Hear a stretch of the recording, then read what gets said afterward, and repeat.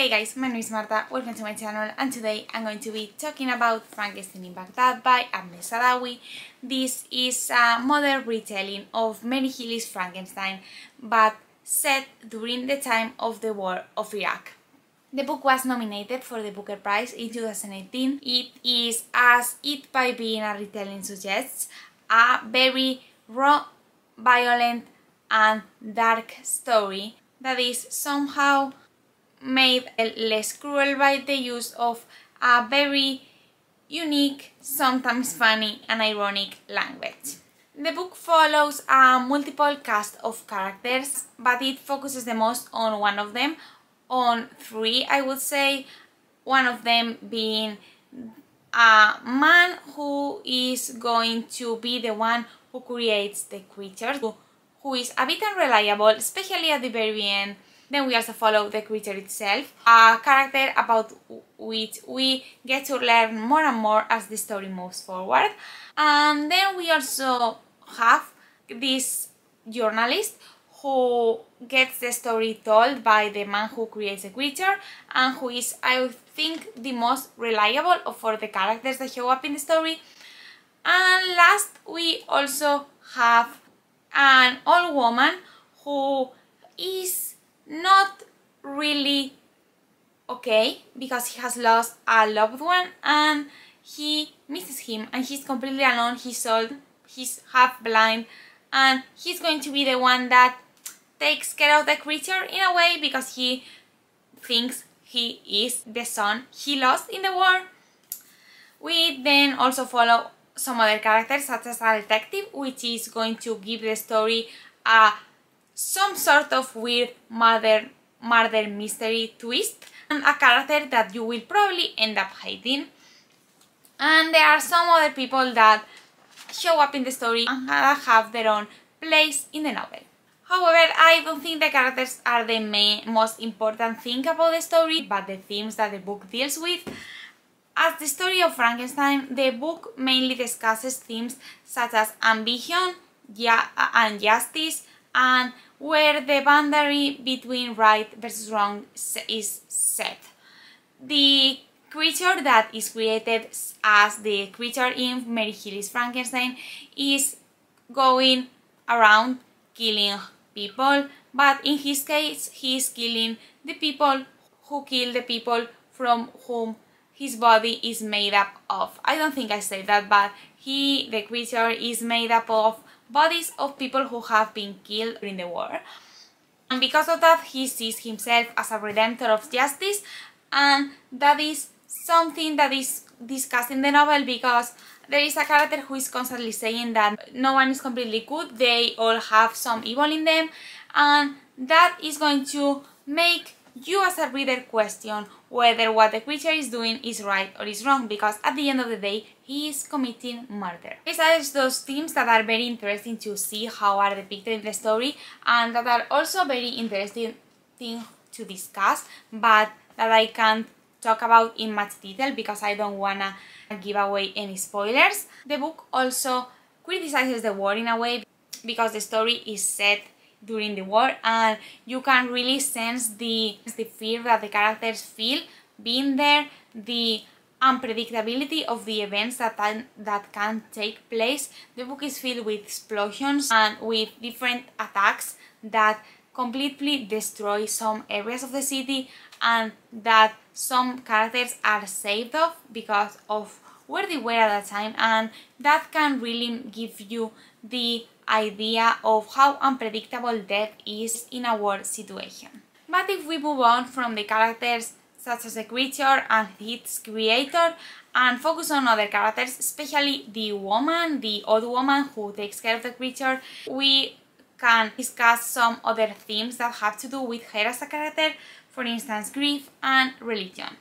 The old woman is a very religious person, as most of the people in this book are. He is also very sad. He is grieving the death of her son, which was a very unjust death because he died because he was told to enlist in the war. And with this character you can really sense how scared he is of something happening when he's not there. You can see how he relies on God and on religion in order to survive and to have hope that her son will one day come back. You can really sense her grief in her scenes, her loneliness and the solitude he lives in up until the moment the creature comes into her house, and how he is so literally blinded by the idea that her son will come back, that he doesn't notice that the man that comes into her house is not her son but a Frankenstein-esque creature. And somehow related to religion, the book also discusses facts versus fiction, ideas and fantasies. The character who creates the Frankenstein creature, his name is Hadi, I just remember that. He is someone who likes to tell stories that everyone believes are made up. So when he starts talking about the creature, everyone thinks that he is not telling the truth.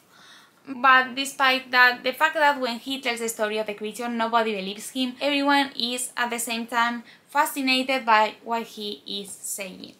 The book plays a lot with that, with what people believe, and with their beliefs. There are a lot of people who claim to see the future in the novel that the detective trusts in order to find out who the murderer is, but that idea, that fantasy and that superstition is contradicted by the fact that some people are willing to find out what is truly happening with the murders.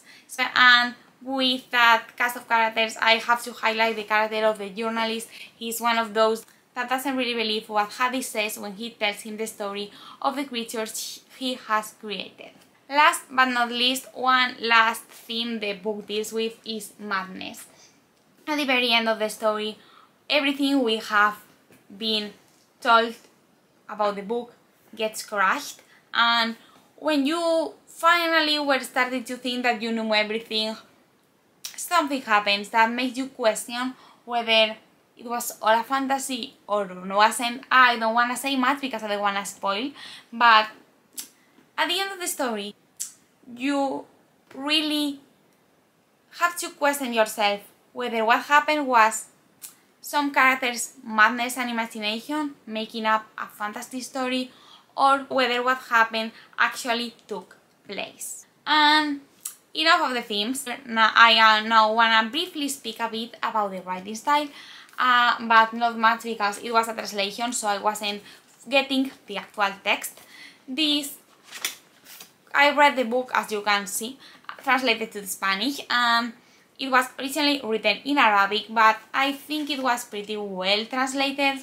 From what I could sense from the translation, the writing was quite detailed and descriptive. You really got to feel the environment the characters were in. You really get to feel and sense the environment that the scenes were set in. And at the same time, also the book was, I have to say, pretty slow paced. So you have to pass through, I think, the first 100 pages in order for the story to get more exciting. But I think it's worth the try. I think that all that slow setting really builds up, and that really sets you into the atmosphere, really makes you get to know the characters, get to know their personalities and their way of seeing the world. You will later on be able to question and reflect upon. So I think that was all for today. I am so sorry this review was a bit messy, but I had a lot to say about the book because I read it quite recently. But overall, I have to say that this book is fantastic. I gave it 4 stars, I think. I do really recommend it. It's pretty slow, as I said, but it's great. If you like Frankenstein, if you are looking to read some translated fiction that deals with pretty hard topics that are going to make you think, and if you're looking for a book that will stick on your mind for a while, I highly recommend you read Frankenstein in Baghdad. It is a book that won't leave you opinionless. You might not like it because of what it deals with, but if you do like it, it will probably become one of those books that won't ever leave your brain. Comment down below if you read Frankenstein in Baghdad and what were your thoughts on it. Subscribe to my channel if you want to see more from me. Don't forget to give this video a like if you liked it, and I hope you're all going amazing, and I will see you in my next video. Bye!